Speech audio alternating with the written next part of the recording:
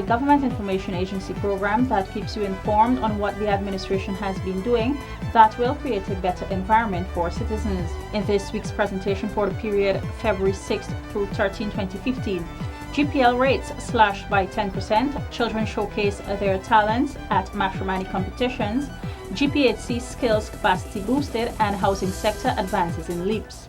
The Hydropower and Light is now able to stand on its own feet as a result of improved efficiency in its overall operations. As a result of being able to stand on its own, this year the company will not be requesting any operational subsidy from the government.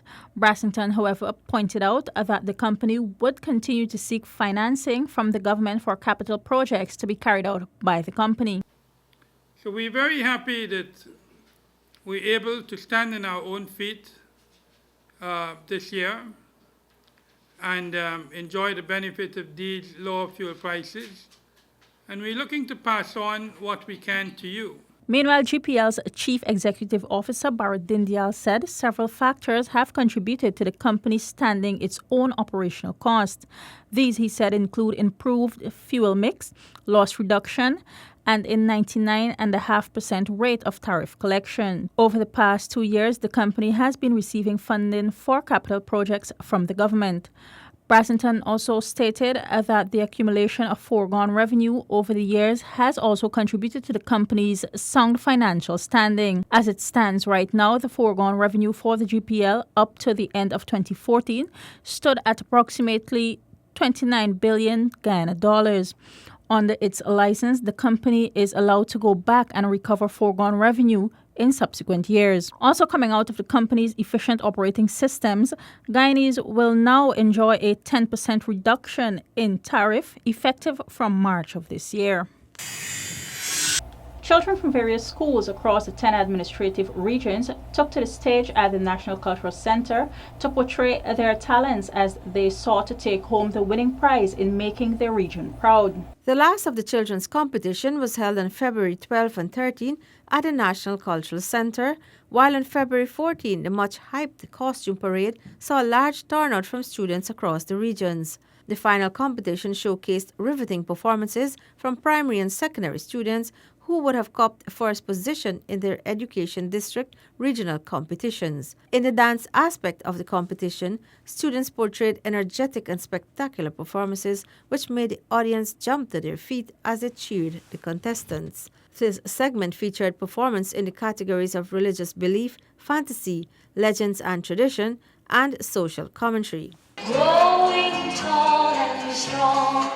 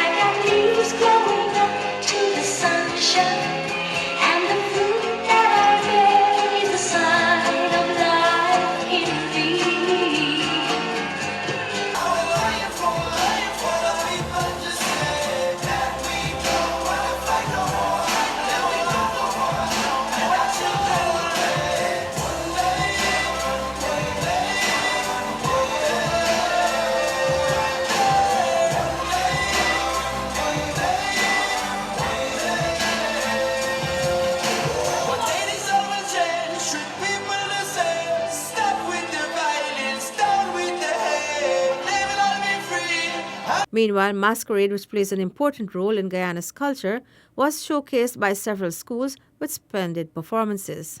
A children's parade, which commenced from Parade Ground, traversed down the streets of Georgetown into the National Park, showcasing a mixture of Guyanese legends and traditions. As government continues to work towards eradicating domestic violence from society, the Ministry of Human Services and Social Security recently launched the Domestic Violence Regulations. These regulations, which are in accordance with the Domestic Violence Act, Chapter 1109, serve to address deficiencies which were identified in the said Act. They were developed after a series of consultations with legal practitioners and those who are required to interpret the Act, such as the magistrates, along with those who are responsible for enforcing several provisions of the Act, such as the Guyana Police Force. Deficiencies were identified in the Act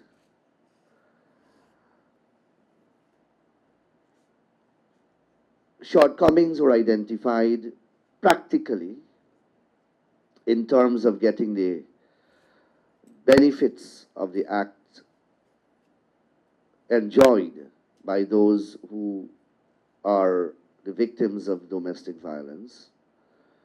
And as a result, those consultations culminated in a consultancy which made the recommendations out of which the regulations finally came forth. Also, the Domestic Violence Act itself will soon undergo amendments, but this will be done at the next sitting of the National Assembly. These regulations are separate and do not depend on those amendments being made. The Act itself will soon undergo amendments also. The Act, for example, omits to define domestic violence, and that omission will be rectified. A definition will be employed that is widely embraced universally as a definition of domestic violence out of United Nations treaties and those type of international declarations. And other amendments will also be made shortly in relation to the Act itself. But these regulations are separate and they do not depend upon those amendments being made. They are intended to address deficiencies, omissions, difficulties that one confronts when trying to get the intended reliefs under the legislation. Government reaffirms its commitment to stamping out domestic violence. The study conducted on the impact of investments in the extractive sector, which was done by the government in collaboration with the United Nations Development Program, has been concluded, and the final report was handed over to the Natural Resources Ministry. The study uncovered a number of impacts of foreign direct investments, or FDIs, in the mining industry, which is likely to raise Ghana's profile in the international markets, allowing for a scope of more investment in the extractive sector. An improved profile will encourage other large-scale mining companies to participate in the Guyanese resource sector, which in turn will lead to economies of scale being established. And the second point mentioned is the government's decision to initiate the Extractive Industry Transparency Initiative, EITI. Candidacy process is a step in the right direction and will improve its international extractive profile. In terms of the economic impact, between 2015 and 2020, the government is potentially looking at an average of US $53 million per annum in natural resource revenues, subject to certain conditions. The second point is the potential revenues from new large-scale gold mines are expected to be at the highest in 2020.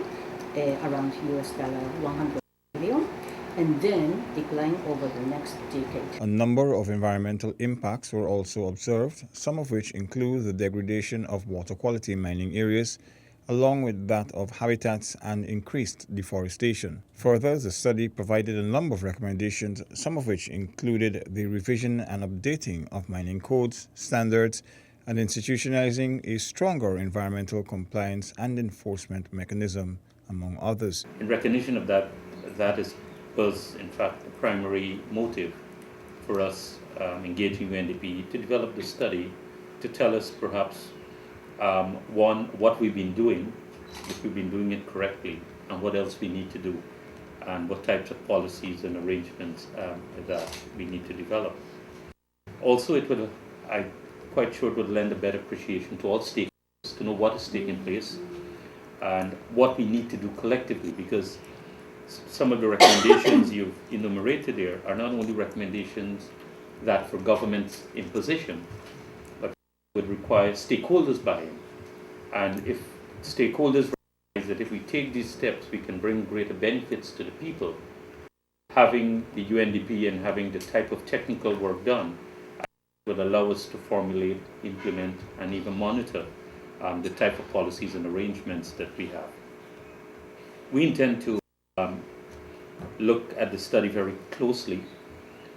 We directed that the study be sent to all our stakeholders, all the relevant boards, to start looking at some elements. Some that you've mentioned already, and I'm happy that you've flagged those. We have already started work even ahead of that, the review in terms of the environmental bond, updating our mining policy. The study concluded that the development of a long-term sustainable mining sector was possible. With a continued focus on creating appropriate mining policies and a business environment, it is possible for mining to become the driver of growth for Guyana whilst keeping its ecological heritage intact and improving the quality of life for citizens. Stay tuned, more of the Weekly Digest after the break. The Amalia Fault Hydropower project is essential for a vibrant manufacturing sector. Under the flagship of the LCDS, Norway has transferred earnings from its partnership with Guyana, amounting to some $80 million to the Inter-American Development Bank to fund a part of Guyana's equity share in the project. High amongst the priorities will be ensuring the achievement of more affordable and more reliable energy. Government will deliver the Amalia Fault Hydropower project along with all of its attendant benefits. It is expected that there will be an achievement of financial closure and commencement of the construction of this project during 2015. A message from the Government Information Agency. Ghana's crime-fighting capacity has been boosted tremendously. A state-of-the-art forensic laboratory, the formation of the country's first-ever special weapons and tactical SWAT unit, and institutional strengthening are some aspects of the sector's reforms. Capacity building has played an important role as ranks have received training both locally and overseas to effectively deal with various aspects of crime solving. A message from the Government Information Agency. The Ministry of Health, in its effort to build capacity, has recently added several specialists to its medical team at the Georgetown Public Hospital's Corporation. The doctors who have joined the hospital are consultant pathologist Dr. Nancy Cherez, consultant oncologist Dr. Houston Delisle, and consultant anesthesiologist Dr. Fernando Tells. Over the past few months, the hospital has been experiencing a shortage of skills in various areas. Hence, efforts were made to tackle this setback. We have concentrated on some key areas, and this is in keeping with our commitment to fill gaps. Over the past few months, as reported by the media also, the Georgian Public Hospital Corporation and the wider health sector has been experiencing some certain shortages of skills. So we've taken concerted and considered efforts to fill those positions. At present, anesthesiologist Dr. Helen Holtby and biomedical engineer Dr. Roy Morris from International Children's Heart Foundation are at the hospital to prepare for the upcoming pediatric heart surgeries, which are scheduled to begin at the ending of April. What you've been having to do is send your children abroad. What that does is that's a logistical nightmare, I have to say, because not only do you have the children, you have the parents, you have everybody's worried, their family's worried, and they're abroad, they're in a different place that they're not used to. And all the expense that goes to doing that, it's very expensive. Whereas if we could do it here in Georgetown, not only is it local, you don't have the expense of air travel and putting people up in hotels and what have you, but the families can be more involved with the care of their children. But not only that is training. Training is huge. We can now train your healthcare professionals on how to care for your own children. So the sustainability is there. And so International Children's Heart Foundation don't just come to operate on kids. That's not what we do. Is it a byproduct? Yes. What we want to do is train your professionals on how to do it so that one day we will be obsolete and y'all will be taking care of it.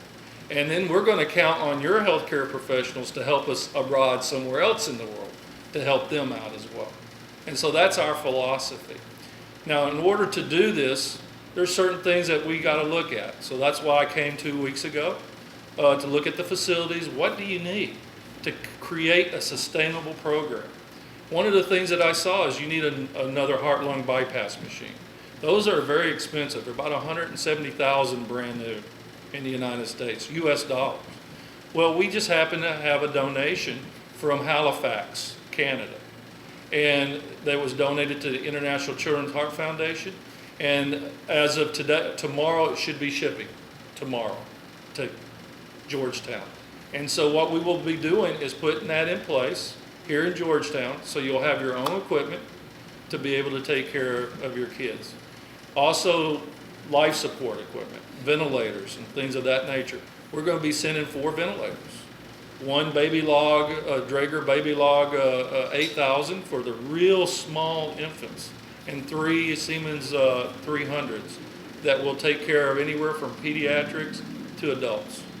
The foundation will also provide medical training to nurses, physicians, and surgeons at the hospital, so that the healthcare institution will eventually have the expertise to perform such operations. They will also provide the necessary equipment to GPHC to facilitate such surgeries.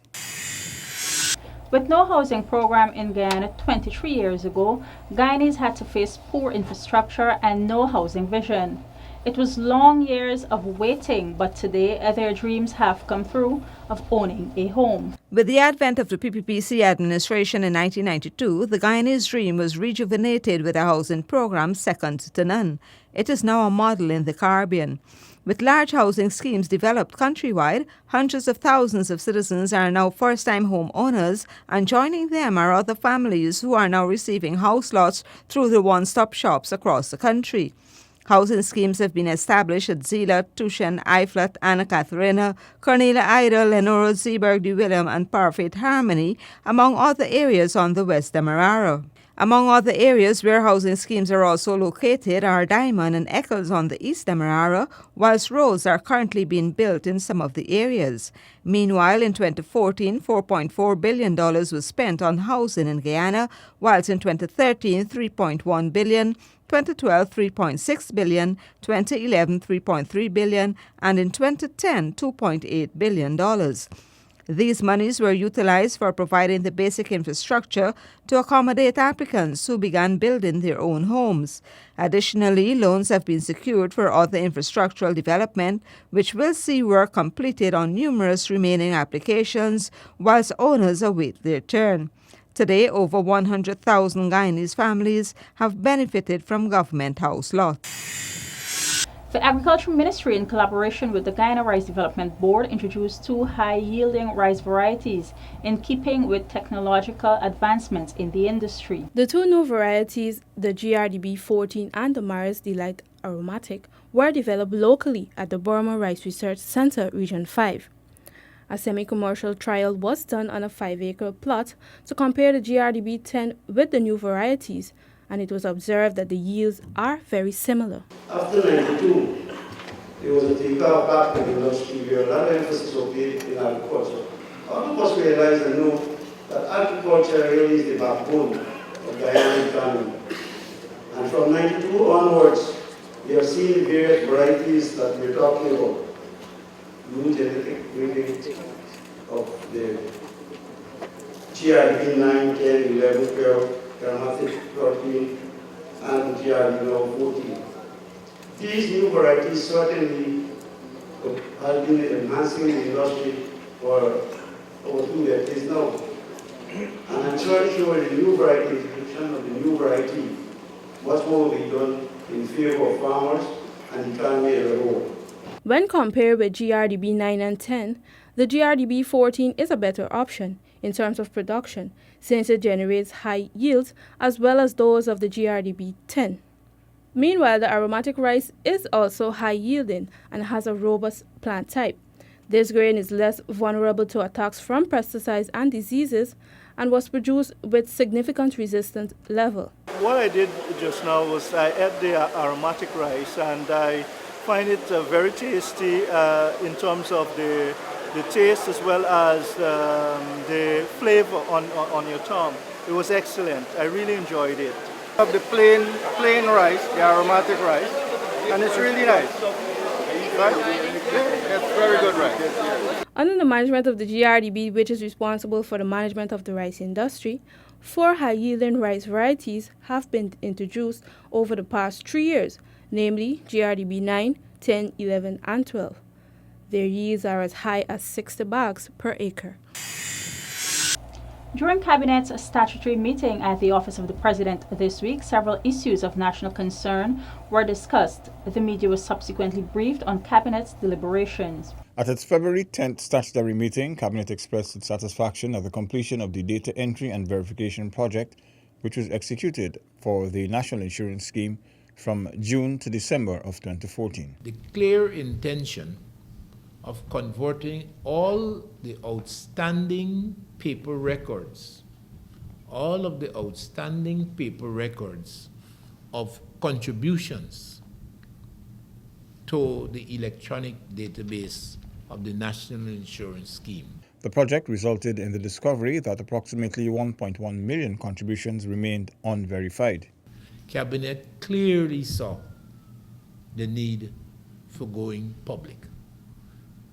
The feeling was that there had to be an exercise with a public component that essentially would assist the scheme in identifying those contributors who may have deficiencies in their contribution record, and if it can be mapped with contributions received by the scheme, then they could be so allotted and they would then get the benefit. And as I said before, a benefit that its timing was not related, would not be related to the time the allocation was made, but the time that the contribution was received by the National Insurance Scheme. The Cabinet Secretary also said that the United Nations Electoral Needs Assessment Mission was meeting with the Ghana Elections Commission. They would mount such missions in participating states who, as Guyana, on May 11, would be entering into an electoral cycle. And they essentially would extensively and intensively review the preparedness by the national authorities, in our case GCOM, for holding the election or the electoral event. I think free and fair elections would be one of the objectives that they would be ensuring its likelihood, and of course working towards international standards would also be part of their objective. Dr. Luncheon added that Cabinet was also informed of GCOM's intention to resuscitate the Media Monitoring Unit. This unit will be funded through the European Union and other donor agencies. The decision to grant the councillors of the 67 neighbourhood democratic councils and 3 towns a 5% pay increase from January 1, 2015 was given the go-ahead by Cabinet. The Cabinet also gave its approval for the appointment of the Republic of Iran's non-resident ambassador to Guyana, Mustafa Alayi. He will be stationed in Caracas, Venezuela. And now for perspectives with Dr. Prem Mazir. In estimating its chances of winning the upcoming general and regional elections, the PPPC must feel that it is standing on solid ground. This sense must be endemic within the party and the country for lots of reasons. Let me take you back to 1992. Some people may argue that it is too far in time to reference in order to make political assessments. However, drawing valuable comparisons with the past, that is from 1992, makes for appropriate evaluations of current policies, programs, and projects. Policymakers have to know from where the society started in order to know how far the society has come and where the society has to go. At the time when it was turned out of office in 1992, after decades of authoritarianism, all the PNC had to offer the people of Guyana was a legacy of hopelessness, and indeed a legacy that was an almost 3-decade-long train wreck.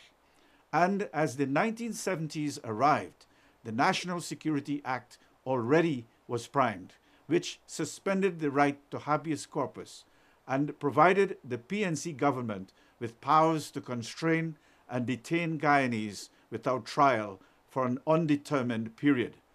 On the economic front, if the PNC restored the country to a period of economic recovery under the heavily touted Economic Recovery Program, how then Guyana in 1992 had the sleazy honor of being one of the poorest countries in the hemisphere. And it was this gross level of poverty as one of the factors that qualified it for the heavily indebted Poor Countries Initiative. And also, there was the question of financial viability that took almost a decade to achieve a healthy status. And so, when critics refer to the PPPC's tenure of 22 years, they fail to consider this period of insolvency, which slowed down development work. There is no doubt that the 2015 elections will revive people's negative perceptions of the PNC, now called APNU. People will have a reawakening to these damaging perceptions because of the memorable and harmful consequences of PNC's dictatorial modus operandi. And a party which, through its own construction of a culture of de facto one-party rule, failed to win legitimately any election in this country. The PPPC's most important mission then, in 1992, was a revival of a promise for the Guyanese people vis-a-vis the restoration of a system of cultural democracy, freedom, and human rights. This task of sustaining the promise of a people is never ending for any government that is, in a democracy as the one that we have here in Guyana. Another reason for the PPP's feeling of solidity for the upcoming election is the fact that Guyana's electorate has strong traditional party attachments through APNU and the PPPC, or through the PNC and the PPPC. APNU is really PNC. And so voters with robust party attachments will be less motivated to throw their support to a flash party as the possible coalition of AFC-APNU. The PPPC also goes into the election with an incumbency advantage, where voters focus a lot more on a government's performance than on issues. The PPPC's track record is favorable, given the chronic diseased legacy it inherited from the PNC. And people will remember, too, the many capital projects of the PPPC in the 10th Parliament that the AFC-APNU derailed in the National Assembly, of which the working class would have been beneficiaries. I thank you. And with those features, we have come to the end of this edition of Weekly Digest. But before we go, here's a recap of the highlights. GPL rates slashed by 10%. Children showcase their talents at matrimony competitions. GPHC skill capacity boosted, and housing sector advances by leaps.